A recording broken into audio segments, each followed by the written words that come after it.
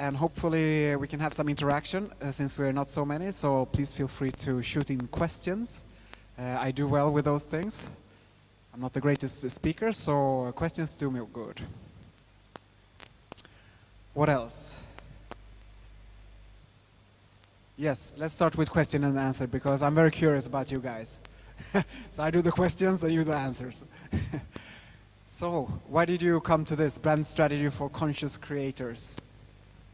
What brought you here? Was there something in the headline, or do you know me since before, or what? I was inspired by Jonas last time he did a talk here, so much so that I wanted to come back again today and learn some more and be further inspired by you. Yes, lovely. Anyone else? Grab the mic. I was really caught by that you're a mindfulness coach, especially with seeing brand strategy in there, and I thought that you would just have a I don't know you, but a different perspective and maybe more holistic, mindful approach that stands out. So. Okay, so the mindfulness part was interesting for you, yeah? Mm-hmm.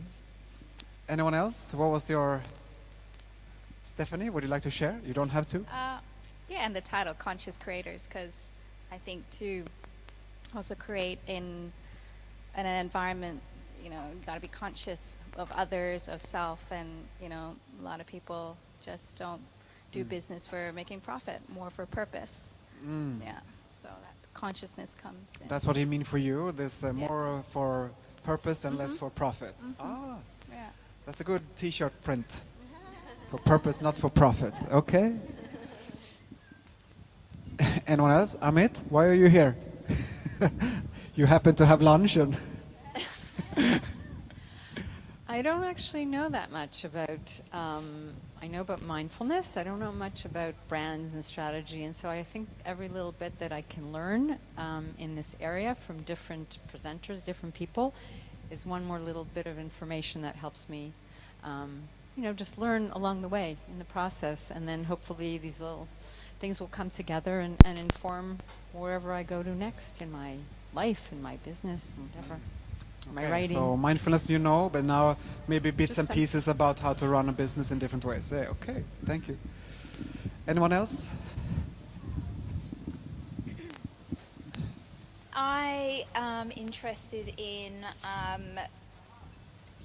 creating business in a conscious way, so new ways of doing business where in the old way of doing something, brand strategy would have meant something else. Now I'm interested in doing that in a different way. So that's what I'm here for. Okay, so what's a new version of brand strategy and business? Yeah. Okay, yeah. Good. Would you like to share why you ended up here? I met you a few months ago, actually probably in the beginning of this year at the Outpost Ubud. Ah, that's Hi, where I Jonas. know you, yeah. Yes, you wear the same exact shirt. Yes, perfect. And I'm working on a few new startups that really need a revamp in its brand. So I just wanted to go back here and get some more inspiration. Revamp of its brand, good, yes. And Same I know here. your face too, yeah? Yeah, I met you at the same Outpost talk. Ah, okay. So nice to see you again. And I'm in a different life place as well than the last time I talked to you. So I'm in the process of launching a new website, platform, blog, everything, and like basically rebranding myself. So it's kind of good timing. Fantastic, yes. I hope we will get something out of this.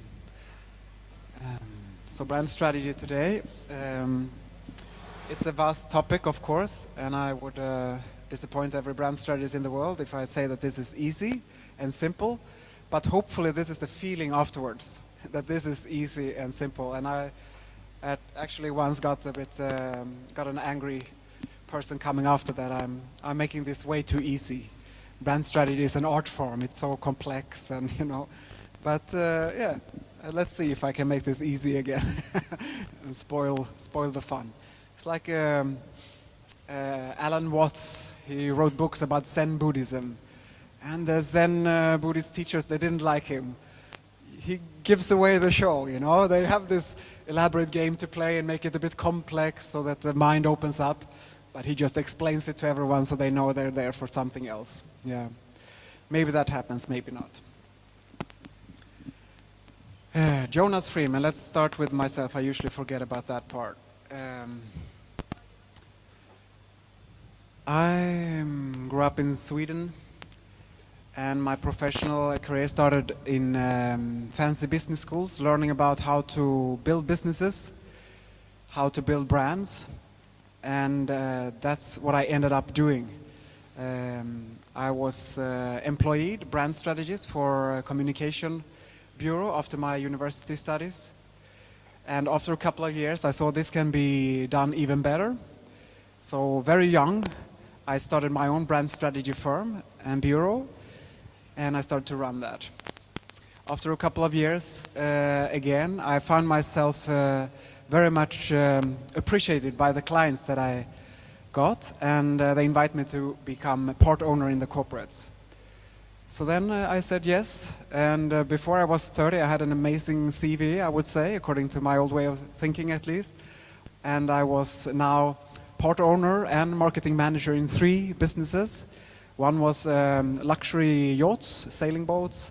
One was hybrid engines, a bit more technical for some industries. And another was within the airport industry. And on the side, I had my brand strategy firm and worked as a consultant and business developer. So things were growing in my life quite young. Yeah, the bank account was thriving. Things were growing, the businesses were growing. Sizes of apartment was growing. You know, you upgrade things, don't you? And size of my wife was, no, not that. But there was another thing growing. And that was stress and the feeling of pressure to perform. So I burned out after some time.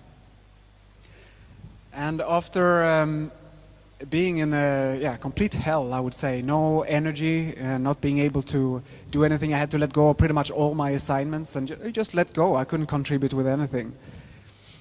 And I found myself in a situation where I had to find a different way to relate to this thing we call work or business. Otherwise, it would not be meaningful to carry on. Because money I needed, that I understood. Otherwise, I couldn't keep an apartment or have a car or have food. So I had to learn a different way. And my journey led me, for example, we see Mindfulnesscoach is something I call myself today, but it led me to more Eastern wisdom cultures that has been around and cultivated wisdom for thousands of years, not just modern day research. You know, this is it's been around for 10 years. Wow. No, so we're talking thousands of years of diving into the human consciousness. And those things made a lot of sense to me. And since that, my journey has been to take that wisdom of how the mind works and things and put it into the context of everyday life, work and business.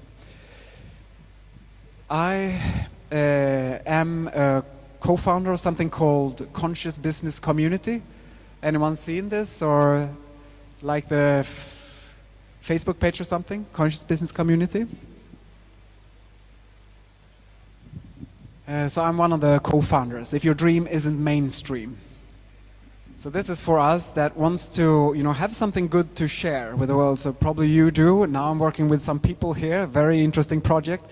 We have something good to share, but we don't want to do it in an old way.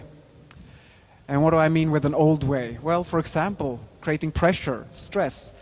Stress today is the biggest trend and fastest growing trend in humanity. And the top of the career ladder for most people today ends in a burnout.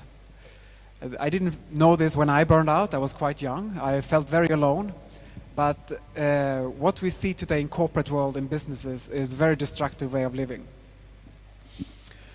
So since then, and this is many years ago, at least in my life, it's been my pleasure to learn how to do business effortlessly. I also founded something, and I'm writing a book. There's a chapter in a best-selling book, Freedom by Design, called Turn Work into Yoga, where I explain a little bit about this. You know yoga? Anyone done yoga? Yeah, good, so most people. So if you've done a Hatha yoga position, you notice that maybe it's difficult the first time. You need effort. You know, the leg is behind the head and God knows what. But 1 year after that, the same yoga position can actually be effortless. Have you noticed? It's very easy. Now, when most people or mainstream humanity do business or work, it's the opposite. The more we work, the more experience we get, the more knowledge we get, the more effort it takes. So this is the mainstream. Maybe not for you, but this is the mainstream. So I'm just providing very simple tools and methods how to turn work into yoga. That is, the more you work, the more effortless it becomes. For some, this might sound like magic or something, but this is very actually doable. And I've been coaching people for over 12 years, and I know it works. So this is a completely new way of working. And conscious business community, we need to ask ourselves a question: what is consciousness? Well, most probably we can't answer it, but it's there. If you notice, awareness is there. And I will come into this a little bit more at the end, after the brand strategy. But in short, we can say that conscious and business together means question yourself. That's the only place where the old paradigm of business, where pressure or stress lives, is within you. So that's where we can make a change. So conscious business community is community where we support each other in questioning things and redefine what business is. How great can it be to have a business, you know? How much joy can it bring to your life? Meaningfulness. We are talking 360 degrees of success. I talked to Vicky earlier about this. Not just 2% of success, money and fame. But in our subconscious, success is money and fame. This is another talk, but that's why we don't feel successful right now. We need to achieve something in order to feel content and happy. It's because of the conditioning of our mind and nothing else. Okay.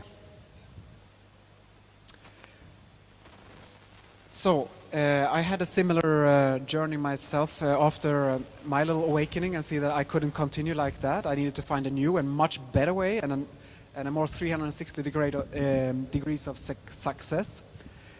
And what I did was fail again and fail again.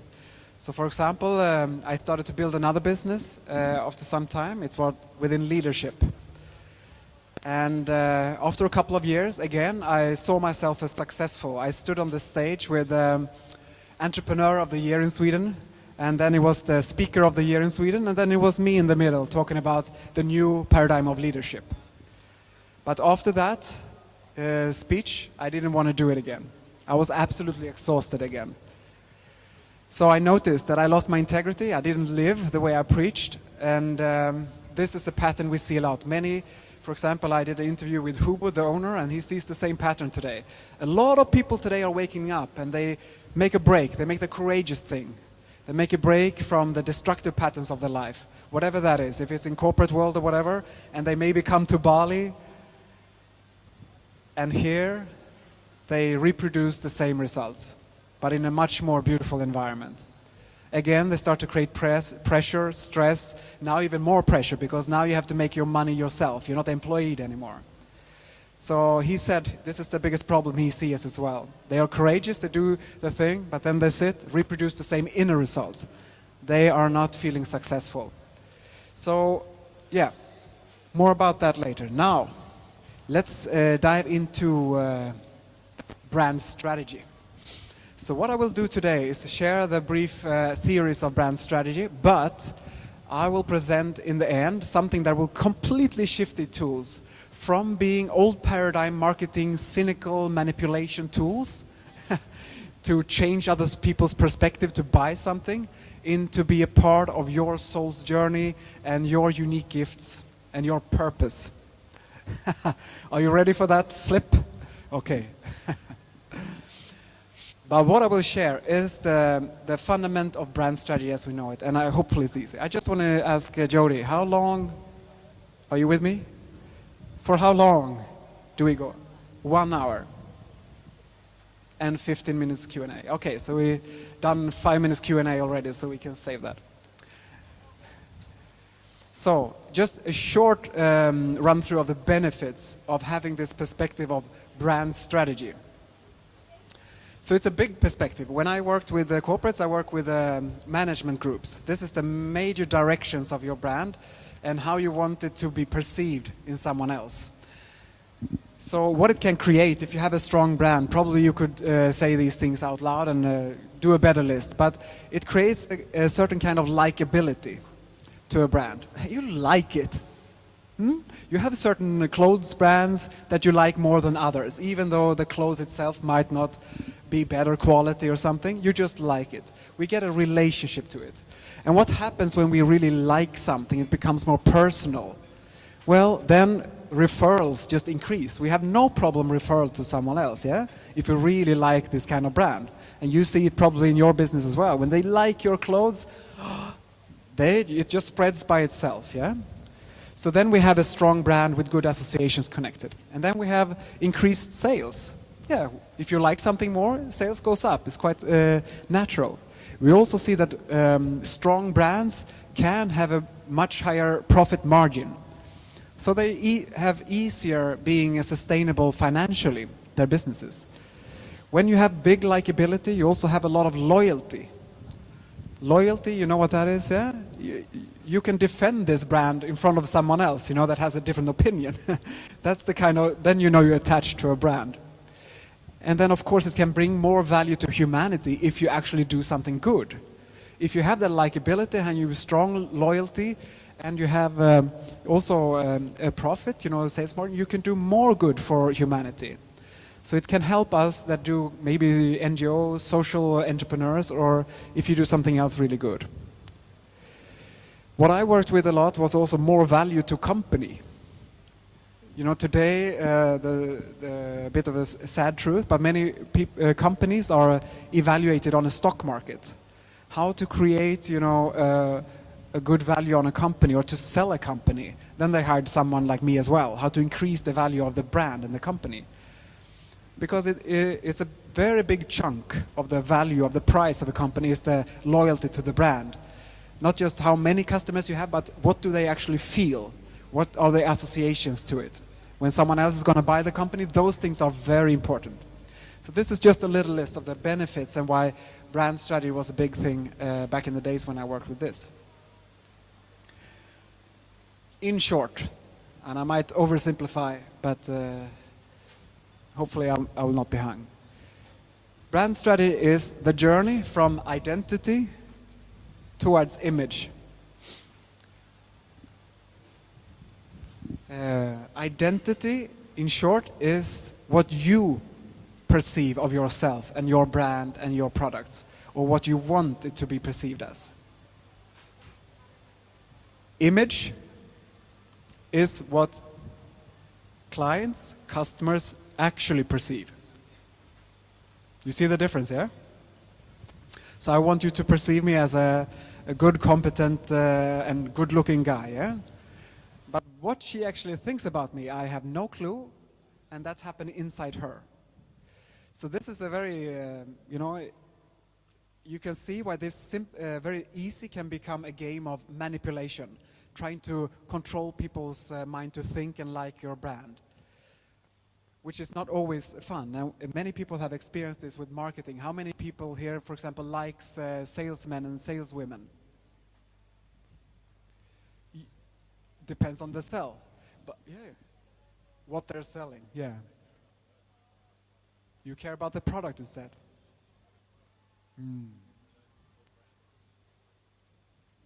Okay, interesting.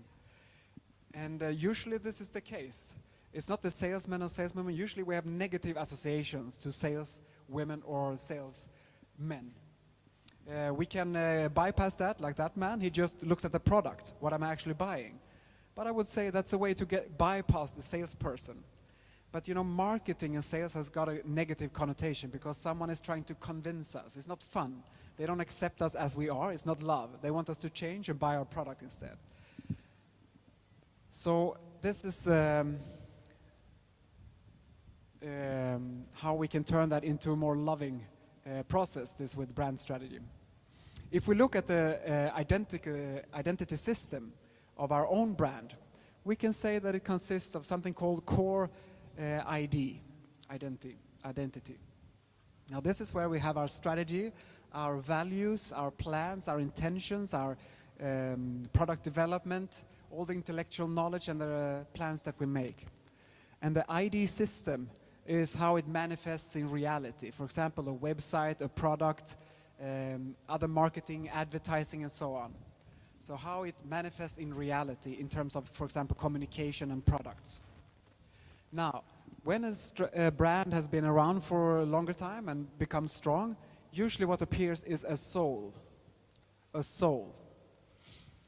And this is very hard to create. It's something that happens. You spend time with different kinds of brands, and you see their communication and so on, and then a soul appears. You can, of course, have an intention to create a soul, but usually, as you know, other human beings, they think what they think. So the soul might not be what you want anyway. But we're going to do a little experiment here today with this. And I'm going to hand out some paper to you. So don't show it to the neighbor what you have. And now take a couple of minutes just to answer the question. So what you do is that you look at the brand, and then you just feel into this brand as a person. As a person. You've done it before. There will be maybe fun to see what you find this time.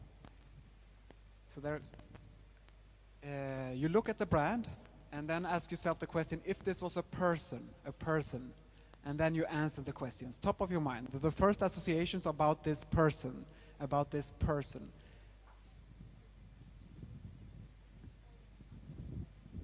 No, the image.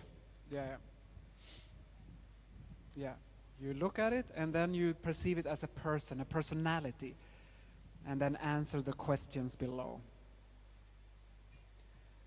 So allow yourself to answer a bit like a child, You don't have to be wise or correct. There's no one that's going to correct this for you. So the first thoughts that come up, just write them down. Like kids say, Jonas, you have big ears. That kind of mentality. You notice there are questions about maybe the looks of this person, personality, the passions of this person, job, and those kind of things.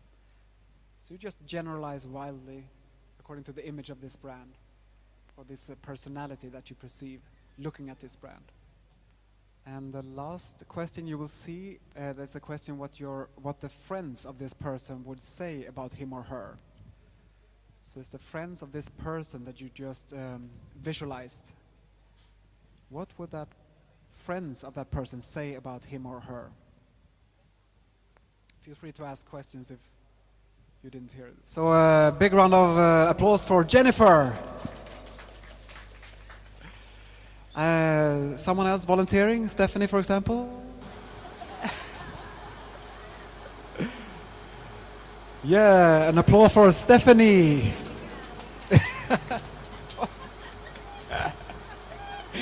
That was a deep.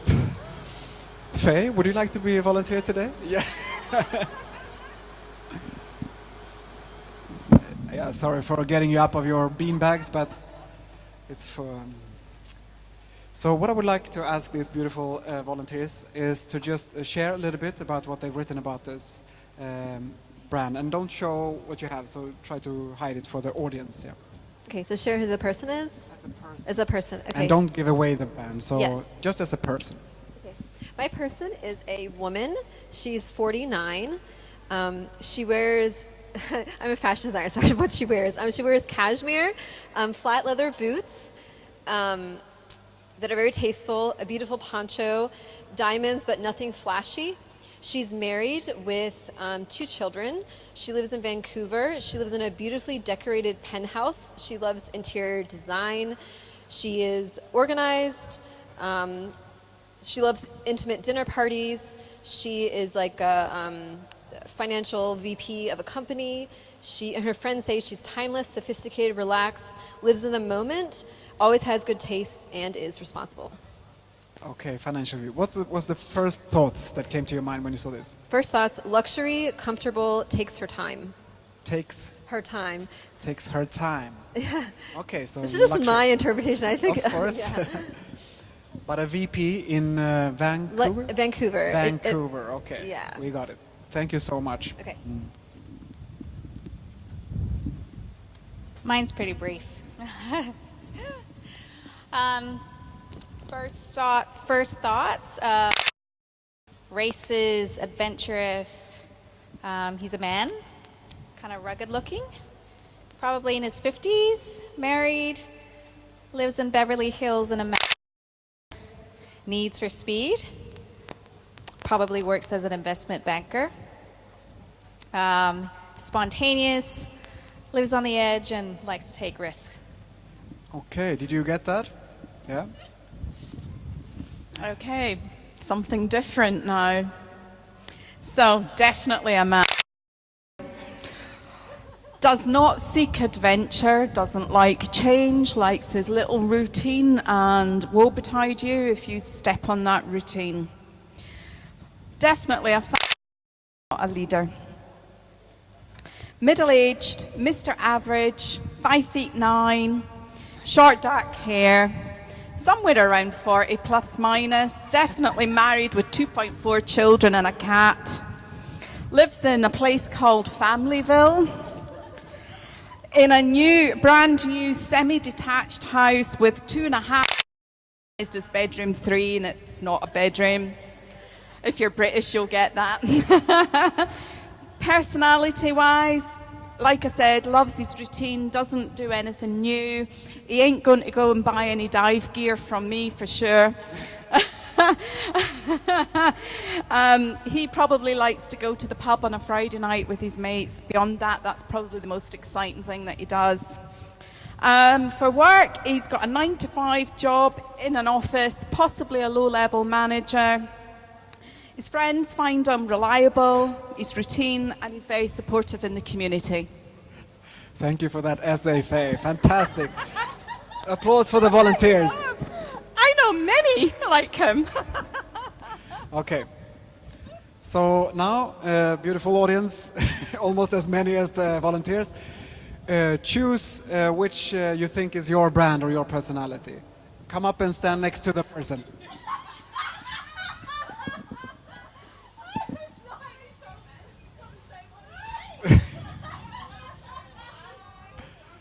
Amit, brothers, choose your victim. No.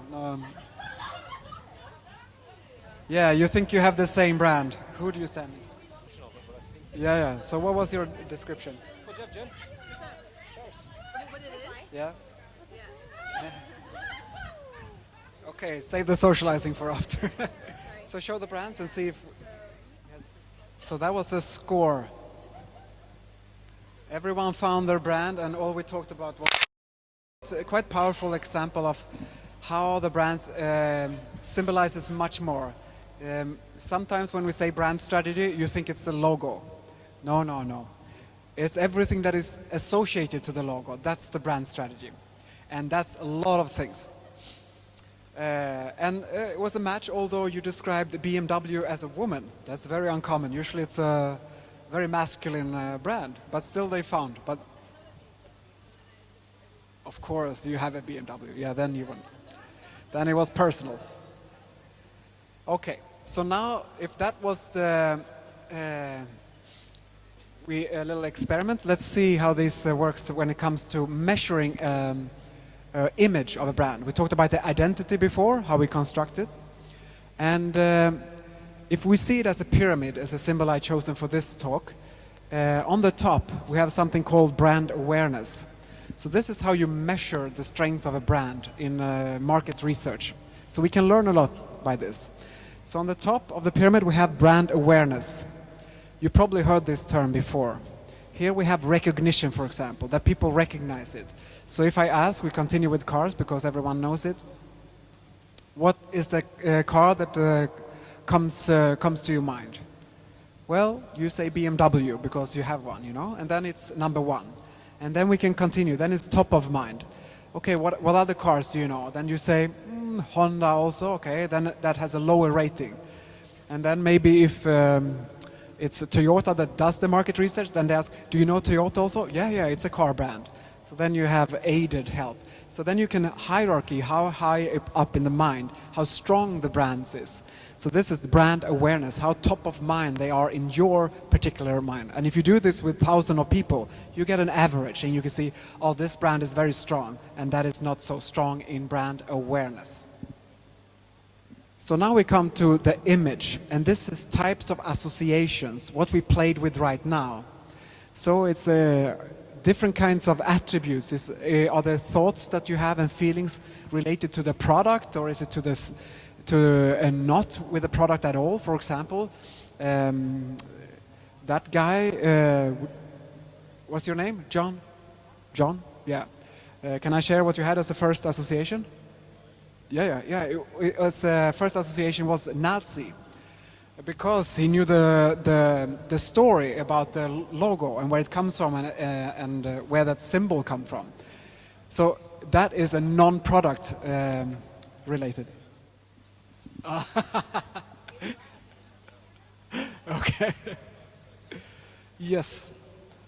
Did you hear him? Okay. But also a very good example of non-product related. So you see, a lot of things is stored in our mind that is not really related to the product, and it's the same with your product, whatever you have. That will happen. So these things you can ask about and try to find out, and then you can measure the exclusivity of these attributes. And are they exclusive, or does it feel cheap? The price range, how do you perceive this brand? Are the attributes attributed to packaging? And all these things. Some mentioned luxurious things. These are associations connected.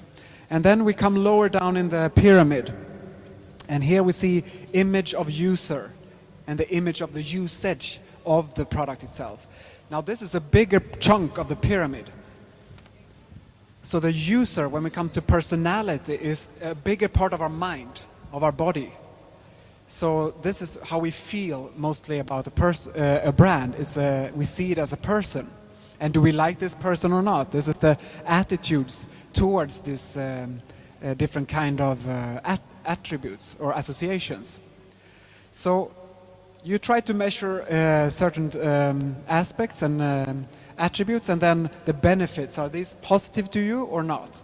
Like him there was a bit of a negative connotation to the BMW because of if you drive a bike, the BMW is more likely to hit you and kill you. And then that's a negative. Whereas someone else has BMW as well, maybe also similar associations, but they are positive because they drive a BMW, for example. So you see, it's not only the attributes, it's also the connotation. What kind of color are they painted with inside us? And then, of course, you try to find out, is this general attitudes on the market?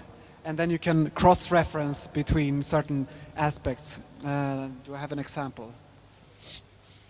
Yeah, let's say if the religion in that country is vegetarian. The religion itself proposes vegetarianism. Then you might say that serving hot dogs, it has already a bad connotation. So it doesn't have so much to do with the product or the brand. It's just a cultural non-acceptance of eating meat, for example. So this is how you try to analyze brand strengths. But what it boils down to, and the bigger chunk of the pyramid, is what we call emotions. We feel things, subtle or strong, but this is how we know we like something or not. The inside tells us by feelings. And then we can try to figure out the strength of these feelings. Do I feel really strong because you have a BMW? Then the loyalty is strong and uniqueness. So you have a lot of thoughts about it, and that boils down to a feeling about it. So same for this man with BMW. He has also a lot of thoughts about it, but different as yours, yeah? And then he has strong feelings about it too, yeah. So this is what a brand consists of. It's not a logo, it's a lot of intricate, airy, subtle emotions and thoughts. So it's quite difficult to catch. But this is, as a brand strategist, this is what I used to work with. How to create likability for a brand. So what is then? How do you create a successful brand? And this is maybe where I oversimplify some things. But I will show some examples, and I will make it very simple for you guys. So, I would say find a thingy. A thingy. Do you understand what I say when I say a thingy? Yeah, if you're in the underwear business, it's the thing, the hook that all the other associations can be hung upon. It's the hook where all the other associations can be hung upon. So this makes it a little bit more possible for you, if you have an idea how this will perceive, like your clothing brand. If you have a hook, the then it's easier for them to hang, okay, also good quality clothes, or they did a fundraising for a good cause, or then on the same hook, and everything on one. Because otherwise our mind, you know, is I drink a bad coffee and then I get a bad experience of BMW, for example. That's how our mind works. It's influenced by millions of things. So we can make it easy by being very fun, and you will understand a bit easier. So now I'll just show a clip of one of the car producers where I come from, Volvo. And they have been very good at brands. Come from a very small country, you know, we're not even 10 million in Sweden, and still it's a world-known brand and a car that sells a lot everywhere. So they have been really good at these things, so that's why I use. I don't, you know, sell Volvo or anything like that. I have no commission. It's just an so I'll just switch. First of all, what is the thing about Volvo? Safety, correct. Just see how they work with this.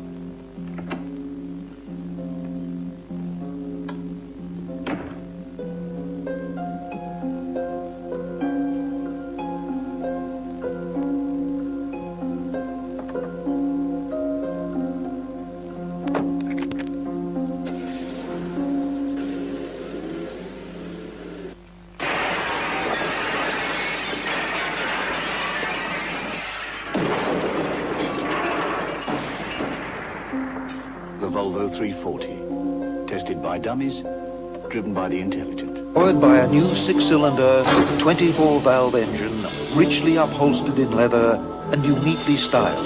But what's most distinctive about this new touring saloon is it's also a Volvo. Introducing the Volvo 960. It's like no Volvo you've ever seen. Sold in America last year. Okay, so you get the point. Very few companies would like to see their products crashed on a commercial that you pay millions. But this is because they had a very clear thingy, safety. Probably they were family, you know, members or fathers or mothers who built this brand from the beginning, and they found this to be important. And this has also shaped their product development. They invented the, what's it called, the seatbelt and all these kind of things, you know. So they become quite clear that this were the thingy about Volvo. And they have taken it so far. I will show, when you have a thingy and it's very clear, then you can become more playful and you can add associations to a wider extent.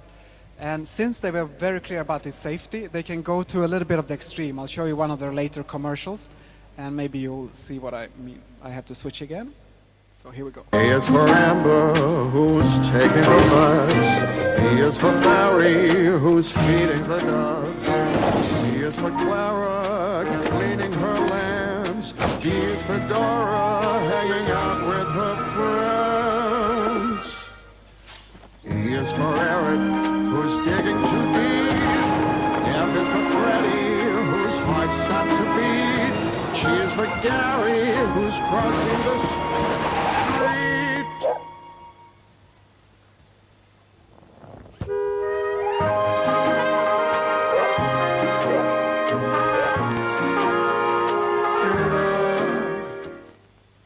V is for Volvo, who knows how to cheat. So again, you know, this is kind of drastic to kill a lot of people in a commercial, but it becomes a bit humorous, and if you know that it's safety and they have a good, you can do these kind of things, and it's fun. So when we have this thingy, we can add more of the personality, we can be more personal. So it's worth to choose to have a project the user quite obviously. There's never just one person in a Volvo ad, for example. They are a family or a couple. Even the sports car, they had to squeeze in 2 people in the advertising. Otherwise, it's a family car, life is better, live together. And of course, Volvo had a crisis at some point with their brand because safety is boring. And this happened to Volvo. So then, because they had a strong hook, they could play with it. And they invested, for example, in the Volvo racing, and they became more sporty and fun. And now they have people like, where is Newman? Sexy and a bit more sporty, and they add. And they also adjust their product development after this. So today, Volvo is a kind of a sexy brand. Although, you know, when I grew up, Volvo was a... If you have that foundation of a thingy in the beginning, then you can play, and you can also add the lower basement of the image, the pyramid, much easier. So you have stronger likability. If we take another example, which we mentioned here before, for example, BMW. If you look at all their ads, you very seldom see a person. You see the car, it's about the driving experience, you know. You might hit a few motorcyclists on the way, but it's about the driving experience. And you know that it's a man sitting behind that wheel, don't you? So this has been the case for many years. So they have also projected the image of the user and the usage. Someone driving. You don't see the person, but you see that it's a silhouette of a man. So that's why I said it's odd that someone says BMW, because it's very masculine in its marketing. So now I will show you even one more Volvo commercial, very much Volvo. And this is a 3-minute commercial. This is a lot of commercial, very expensive to do that. Let's see if we notice something about this one. I remember you were 10 years old, and I drove you to summer camp. It was just the two of us.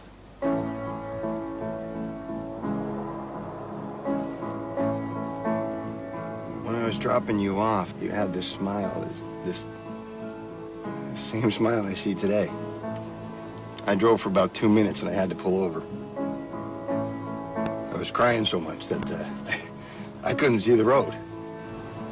And I thought to myself, you're in for it now. The reason I'm telling you this is that there will be moments in your life that you'll never be ready for. You will just not be ready for.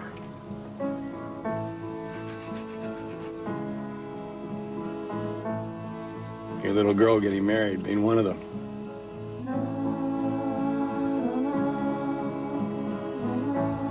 I'm still not ready.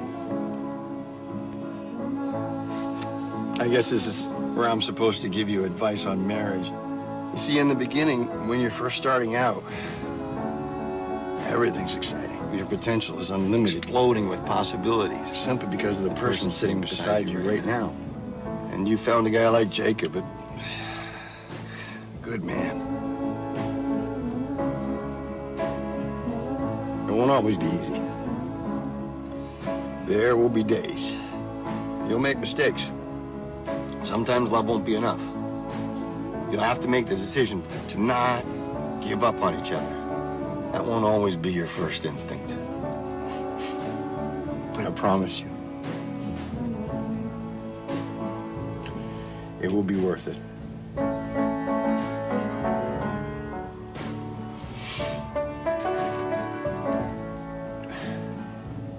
I love you, sweetheart.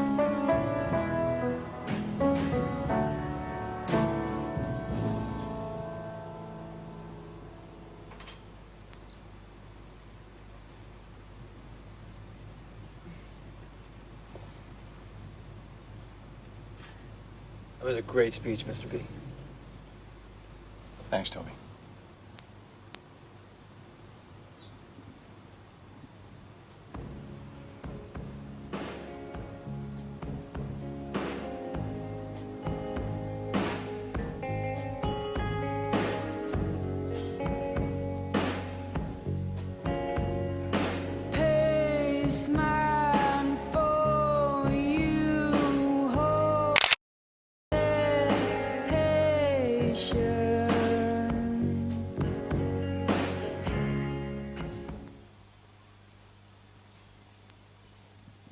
Okay, so what did we notice about this very long commercial, expensive? How much was about a car? Nothing. Now this is where you can come.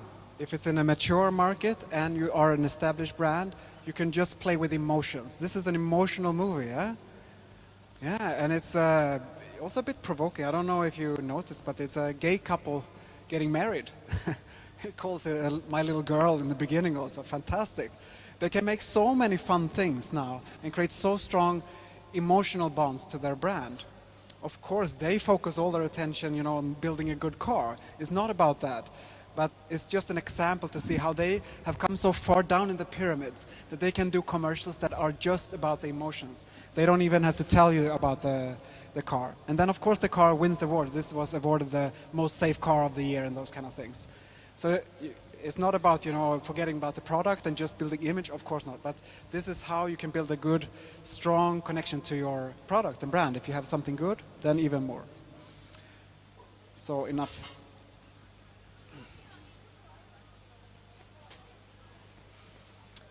So, what have we learned about the brand strategy today, in short?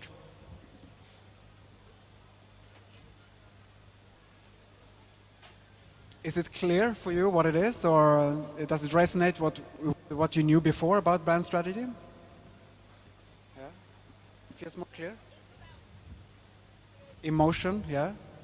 Instinct, yeah?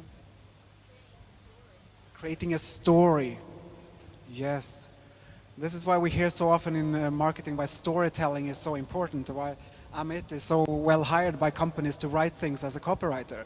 We like the story around things. We are human beings. We are not rational beings that just buy products. There could be a way to see it, but that's not how we work. Anything else we take away or learn about brand strategy?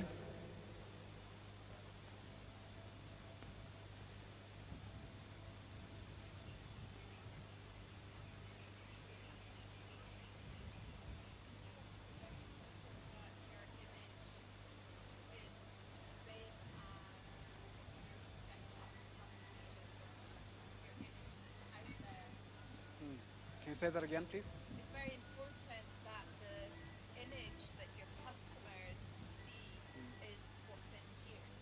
Important that what people see out there is what's in here, yeah. And this is the tricky part, and this is why when I work with conscious businesses today and brand strategy, it's not about selling. It's much more about integrity. Because usually my clients, they have something beautiful. They have a great soul's purpose and they have a great product, but how can other people feel what they're feeling? And that's where communication in between, and that's the part that we didn't have time to go through today. How do you communicate these things? But we got it here today. Create a story and have a clear thingy. It doesn't have to be product related even. It can be something else. Today we talked, we haven't talked about it, but a decade ago, brands started to greenwash. They added, you know, eco and those kind of things to their products to build a brand. But after some time, we feel it's not a part of their integrity. And then, if every car has the green Ford, green engine, green, but it's the same exhaust engine, then it loses its credibility. So it's very quick, short. Minded thinking in the normal marketing industry. But if we have a conscious business, then we see to have these communications that we put out come from integrity. And then we can get help. Okay, how can I make them understand, you know, how important this is for me or how good this is? So I will talk a little bit about just what consciousness is. And I usually use a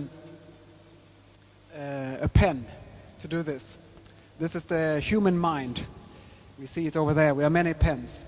And the tip of the pen that you use to write with, this is the conscious part of the mind, where we are wise, we have learned things, we have gone to self-development, and we have spiritual journey. We know things, yeah? That's where we're clever. The other 95% of the mind is what I call the executive mind, or what the psychologists would call the unconscious or subconscious mind. This is what has been stored in us for all the years we've been growing up, marinated in parents, in society, Hollywood movies, commercials. It's been marinated. It has belief systems deep in this core, the 95%, that we on some level believe in. And this is the major thing why we see humanity recreates the results over and over again, although we don't want it. For example, let me tell you this as an example. How many here has ever worried, for example, about money, although you know that the worry itself doesn't help the situation? Yes, that's everyone in the room. And how many here have, for example, stressed out before a deadline or something, although you know that the stress itself doesn't help you to become more efficient? Not Amit? Yes, okay. So these are just examples that we don't choose on a conscious level how we feel. Feelings are determined by the executive consciousness. This is where most of our decisions are taken. So in this 95%, the big chunk of the pen that we don't see, that's where the old paradigm of business lives. If you've been brought up since after the 50s, that's stored in the 95. On a conscious level, you know, it's more. That's just 2% of success. There's a lot more. But your body and the bigger part of mind doesn't understand that. And this is why we, after some time, and why I failed in doing a conscious business and I started to create stress and pressure again, it's because this is the executive consciousness. So humanity have said we don't want wars, we don't want resources to be distributed unequally, we don't want poverty and starvation. It's because we don't add consciousness, we just change things on the outside. But we repeat. The mind is consisting of patterns. So it just repeats patterns. So it's the same with business, and why it took me, I would say it's only, and it becomes more and more effortless the more I do it. In the beginning I failed, yeah. Yes. So your Volvo commercial that you showed before, yeah? Mm. They are direct appealing to what you call the mind. They're appealing to our learnt stories. Yes. So exactly. That's modern marketing. Yes. But you shone it as a good example. It was a beautifully made film, but it appealed to my fears. Yeah, good you bring this up, yeah. So I don't understand, what are we, as you educate everyone here, what are you asking them to appeal to? The 5%, the tip of the pencil, or the 95%? Because the 95%'s got more weight. Mm-hmm. Good. Yeah, so good that you bring this up, John, and I'll try to make it more clear. So what I mentioned in the beginning is that these things, and what we just viewed is, old paradigm marketing, and this is what brand strategy is about. And it can be very easily used to manipulate and create, we want to appeal to people's fears. That's the most common way to do marketing and those things. I did it as a brand strategist too. I asked questions that my client couldn't answer. Shoot an image that this is how you're supposed to look like or feel like, and those kind of things. You could see it very clearly in the Volvo image, You're supposed to have a kind of mansion and those kind of things. A conscious brand in that sense. It's just an example of what brand strategy is. Yes. So for me, I can't know it, except the ones I created myself and my clients did. We can take an example. Any one of you seen Ming Herbs here in Bali? They sell herbs there. They were in all the stores. They have a problem now with immigration, but we did a process together. So when we talk about this, the pen, when we know how the mind works, we understand that where our ideas come from has enormous importance for what the end will be. The source of our ideas is enormous important. This is not given any importance in normal day consciousness in mainstream. So a conscious business is where we dare to question ourselves. So where did this idea of creating the herbs come from? Why do I hire a brand strategist now to make this better? And if that is to just do more money, make more money, well, then you do old-fashioned business, which is defined as the process of making money. Now, this was not the case in Ming Herbs. They wanted to share something of value with humanity. So they talked a lot about value, and this is the same I do with my clients. We just explore what is the value delivered, and I will show you a short model of how we can do this now, or how I do it rather. So it has a lot more to do with money than profit and money, for example, or purpose, you can call it also. So then, let me take that, I'll continue with that. So this is the process that I've been doing with clients for now, for over 12 years, but it was redefined as a conscious business at some point, maybe 6 years ago.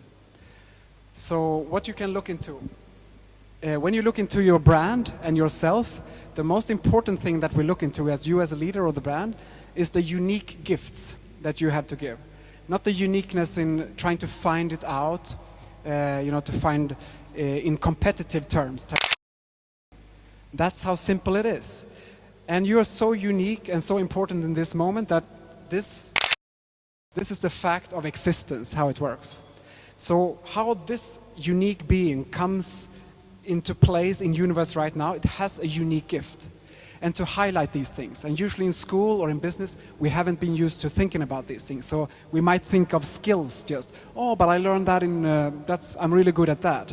But the unique gift is much more complex, and we can spend an entire lifetime digging into what is my unique gift. And if we base the product development, the intuition, and the leadership on this, together with our higher purpose on this lifetime, we create a completely different inner ambience, from where the thoughts can come from. It makes it a little bit different to talk about conscious business process than the normal, here's the 10 steps to create success. Understandable. So the source of where the thoughts come from, that's what we're preparing with this kind of process. So we look more into those things that are reality, that is your unique and your unique gifts, and how it expresses itself through a product or your service. And then we look at service. Instead of doing market segmenting and market research, we look into who would love to receive this gift as a form of a product or a service. Who would love it? And this can be a dream customer, someone we just dream up, or we have a concrete example. But when we nurture that inner image of that person, something happens. What we call marketing or information or communication comes from a different source naturally, because our nature is empathic. We are loving creatures. So the ideas, we will see, they will start to come in a different shape and color. And they will want to provide this to this person. So the things that we used to think was, now I need to do marketing, I need to sell my product. In a conscious business, those things doesn't even appear. You never experience that you have to sell anything. I know it sounds a bit weird, but this is how it's been for me and many of my clients. We never have to sell anything. Because we know who would love this, and they have no problem paying for it, and they have no problem referring to other people. And there's no cynicism trying to win them over. We are very confident that this is value, because our ideas came from a different source than smartness. Okay, how do I create a product so I make money so that I can live in Bali and buy the food and live there and then become happy? It doesn't come from that line of thought and that belief systems. It comes from a completely different source within us. And again, when we look at this, number 3, what's out there, we look from a different perspective than competitor analysis, which is the standard. Instead, we look what is inspirational out there. That's the main thing that we focus on. What is inspirational out there? And this, again, it creates a completely different environment. And when we have these 3 and we nurture this in a process and we looked into these more, the inner environment, the source, let's say a fountain, does the source where the fountain draws its water affects the end result, that is the drinkability of the water? Yes. And it's the same with our thoughts, the creation in our business process. Where they come from is of extreme importance for the end result. Does it become a cynicism market commercial, or does it become information or marketing with integrity that supports a higher value and creates more value for humanity? It's not about the checklist. I show you this is how a conscious business is, where it comes from within you. And this is why it takes a few more minutes to explain what a conscious business is. But this makes it possible to create your dream business, beyond what you experienced before. It can be effortless, joyful, meaningful, and create a win-win. It's possible, but we need to untap from the 95% that is conditioned with a certain way of business that we saw now, for example, in this commercial. So very good question, John, and I'm happy we could make that more clear. Yeah.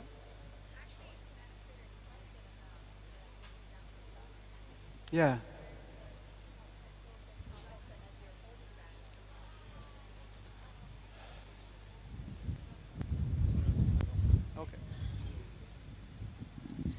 So an example of conscious business is a company called Pencils of Promise, and you're holding that, and it just kind of triggered.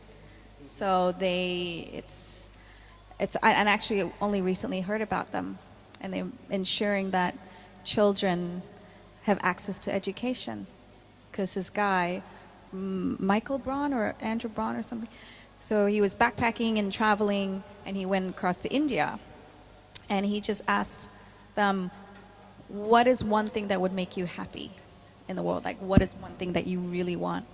And one of the answer was, the boy said pencil. It was just simple as that, because he had no education and he was craving education. So, and now he's created this business that is conscious and ensuring that, you know, it's also for purpose and, yeah. Example. Some other things come to my mind. Contentment.org, for example, is another organization I met not so long ago. And you can check them out, contentment.org. But to know that it's a conscious business, you need to know the one who creates it. And that's why certification in conscious business should not be a checklist. Because, for example, greenwashing happens a lot, and we can think about things. So it's the process. If we relate consciously to what happened, then we run a conscious business. And it doesn't have to be NGO or social enterprise either, like Ming Herbs is not. But we just made sure that it's a contribution to a thriving ecosystem. You know, it's not that we sell things and then we have to give back to society. We never end up ending in a situation where we need to give back. It's all a contribution, and it raises the value of humanity. So, yeah, there are some ways to look into it, but mostly it's just a conscious relating to, for example, the mind and to business. And in this context of conscious business community, then it is that we dare to question ourselves. Not others, we dare to question ourselves. And the programs that the conscious business community have is this, the 5-day Art of Startup camp, for example, is how to create your dream business and all these things. But we start with questioning the inner belief systems about success and money, so we know that's not a part of the foundation of our business. It comes from a different source. And then you see completely different results. And anyone of you heard of law of attraction? Yeah, have you read about it? Yeah, so what we are and what we vibrate is what we attract. Yeah, exactly. Yes. Yeah, that's a book marketing. But the law of attraction is a natural law. If you look into quantum physics and things, some vibration attracts another vibration. And this is something that clients that I coach, for example, in conscious business, they notice. Because when the source is different for an idea or a business, it attracts much stronger when everything is aligned. Other than if it's just a mental idea of how can I make more money. So when we find the soul's purpose, our unique gift, and everything starts to align more, then this happens. And then it's much easier to find the eye of the needle or the thingy.